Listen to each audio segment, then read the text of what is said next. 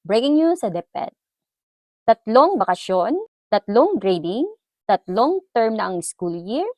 Yes! Inilabas na ng DepEd ang DO number 009 series of 2026. Ito ay tungkol sa 3-term school calendar. Alamin mo kung good news ba ito or dagdag gulo. Sa ilalim ng bagong guidelines, hati na ito sa tatlong terms ang school year sa basic education. Ano ang ibig sabihin nito? Una, mas balance ang school schedule. Pangalawa, mas maayos ang pacing ng lesson. Pangatlo, maganda to, may break.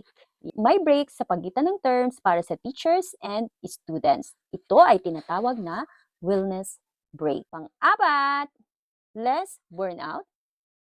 Sana. Pero teka, paano ang grading system?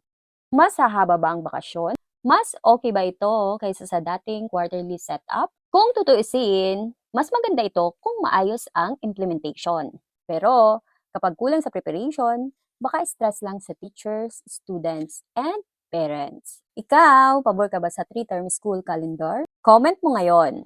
Follow for more DepEd updates. Bye-bye, butterflies!